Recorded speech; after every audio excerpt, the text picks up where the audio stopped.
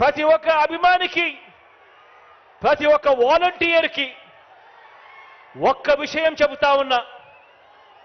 వీరితో పాటు ప్రజాప్రతినిధులైన వైఎస్ఆర్సీపీ వార్డు మెంబర్లకు, సర్పంచులకు, ఎంపీటీసీలకు, ఎంపీపీలకు, జెడ్పీటీసీలకు, జెడ్పీ చైర్మన్లకు, మున్సిపల్ కౌన్సిలర్లకు, చైర్మన్లకు, కార్పొరేటర్లకు, మేయర్లకు, నామినేటెడ్ పదవుల్లో ఉన్న చైర్మన్లకు, డైరెక్టర్లకు, ఇతర ప్రజాప్రతినిధులకు, వీరందరికీ కూడా, మీ అందరికీ కూడా ఇక్కడే ఒక్క విషయం చెబుతా ఉన్నా.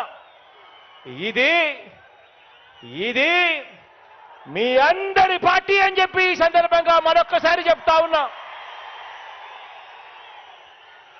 కార్యకర్తల్ని, నాయకుల్ని అభిమానించే విషయంలో, వారికి పదవులు, అధికారం ఇచ్చే విషయంలో రాష్ట్ర చరిత్రలో ఏ పార్టీ చేయని విధంగా కార్పొరేషన్ను ఏర్పాటు చేసి కార్పొరేషన్ చైర్మన్లను, డైరెక్టర్లను నియమించిన ప్రభుత్వం మనది అని చెప్పి ఈ సందర్భంగా తెలియజేస్తా ఉన్నా. మార్కెట్ యార్డుల్లో కానివ్వండి, దేవాదాయ బోర్డుల్లో కానివ్వండి, మొత్తంగా నామినేటెడ్ పోస్టుల భర్తీ విషయంలో కానివ్వండి, ఏకంగా కొత్తగా మరో 56 కార్పొరేషన్లు ఏర్పాటు చేసి మరి చైర్మన్లు, డైరెక్టర్ల పదవులు ఇవ్వటంలో కానివ్వండి, ఇవన్నీ కూడా కేవలం మీ అన్నకు మాత్రమే సాధ్యము అని చెప్పి ఈ సందర్భంగా తెలియజేస్తా ఉన్నాను.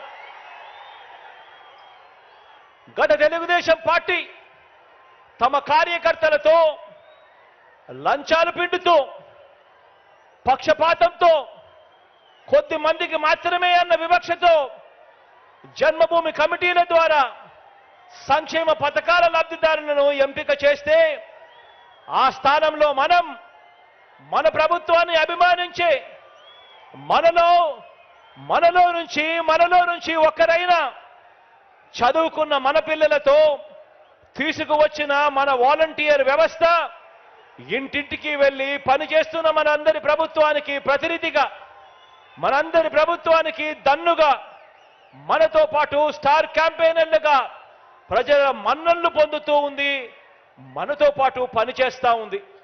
ఈరోజు నేను గర్వంగా కూడా చెప్పగలుగుతా ఉన్నా, ఇలా మన పార్టీని అభిమానించే వారికి, మన వారికి చరిత్రలో ఎప్పుడు ఇవ్వని అవకాశాలు మనమే ఇచ్చాము అని చెప్పి చెప్పడానికి గర్వపడతా ఉన్నా.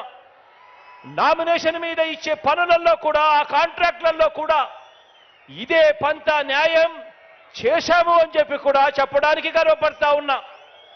ఎవరు గెలవనన్ని పదవులు వార్డు మెంబర్లు, సర్పంచులు మొదలు ఎంపీటీసీలు, ఎంపీపీలు, జెడ్పీటీసీలు, జెడ్పీ చైర్మన్లు, మున్సిపల్ చైర్మన్లు, కౌన్సిలర్లు, మేయర్లు, కార్పొరేటర్లు, ఎమ్మెల్సీలు, రాజ్యసభ సభ్యులు, డిప్యూటీ సీఎంలు, మంత్రిమండలి వరకు అన్నింటిలోనూ కూడా జగన్ను నమ్మిన వారికి, పార్టీ కోసం కష్టపడిన వారికి అంచెలంచెలుగా ఏ రాజకీయ పార్టీలోనూ ఇవ్వని అవకాశాలు ఇచ్చిన ఏకైక పార్టీ మన వైఎస్ఆర్ కాంగ్రెస్ పార్టీ అని చెప్పడానికి గర్వపడతా ఉన్నా. ఈరోజు గర్వంగా కూడా నేను చెప్తా ఉన్నా, మంచి పాలన అందించాం కాబట్టి భవిష్యత్తులో మనలో నుంచి ఏ ఒక్కరైనా కూడా ఏ పదవి కోసం నిలబడినా కూడా ప్రజలు బ్రహ్మరథం పడుతూ మనల్ని ఆశీర్వదిస్తారు అని చెప్పి చెప్పడానికి గర్వపడతా ఉన్నాను. మంచి పాలన ఇచ్చాం కాబట్టి ఈ మంచి పాలనతో భవిష్యత్తులో ఇంతకంటే ఎక్కువగా పదవులిచ్చే పార్టీ మన వైఎస్ఆర్ కాంగ్రెస్ పార్టీ అని కూడా చెప్పడానికి గర్వపడతా ఉన్నా. ఇక్కడే మీ అందరితో కూడా నేను ఒక్క విషయం చెప్పదలుచుకున్నా.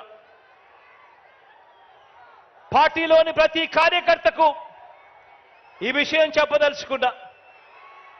ప్రతి కార్యకర్తకు మీ అన్న, మీ జగన్ ఎల్లప్పుడూ తోడుగా ఉంటాడు అని చెప్పి సందర్భంగా తెలియజేస్తా ఉన్నాను. మరొక్కసారి ప్రతి కార్యకర్తకు తోడుగా నిలబడతాం.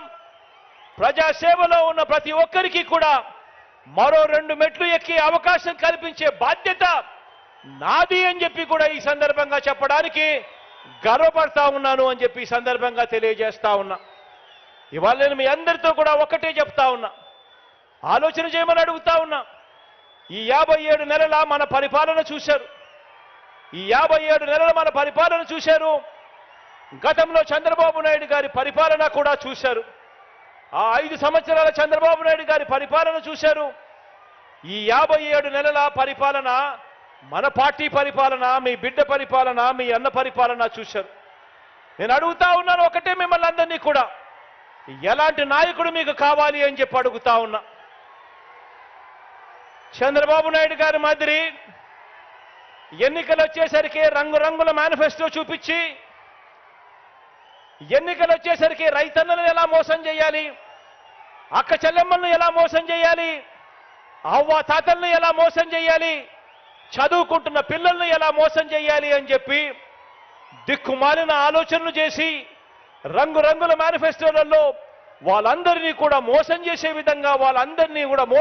విధంగా అడుగులు వేస్తూ ఆ మేనిఫెస్టో రూపొందించి ఆ తర్వాత అధికారంలోకి వచ్చిన తర్వాత ఆ మేనిఫెస్టోని తీసి చెత్తబుట్టలో వేసి ఆ అక్క చెల్లెమ్మలను పట్టించుకోకుండా, ఆ రైతన్నలను పట్టించుకోకుండా, ఆ అవ్వ తాతలను పట్టించుకోకుండా, ఆ చదువుకుంటున్న పిల్లలను పట్టించుకోకుండా అందరినీ కూడా మోసం చేస్తా ఉన్నా అలాంటి చంద్రబాబు నాయుడు గారి మాదిరిగా ఉండాలనా అని అడుగుతా ఉన్నాను నేను మిమ్మల్ని అందరినీ కూడా.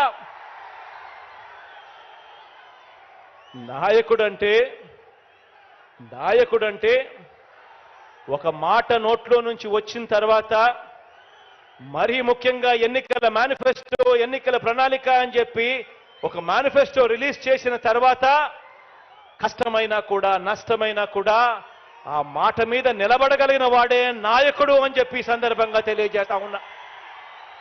ఈరోజు అలా చేయగలిగాం కాబట్టి, ఏకంగా 99% హామీలను ఆ మేనిఫెస్టోలో చెప్పిన హామీలను నెరవేర్చాం కాబట్టి ఈరోజు ప్రతి ఇంటికి కూడా మేనిఫెస్టో తీసుకొని ప్రతి కార్యకర్త, ప్రతి అభిమాని ప్రతి ఇంటికి పోగలుగుతారు.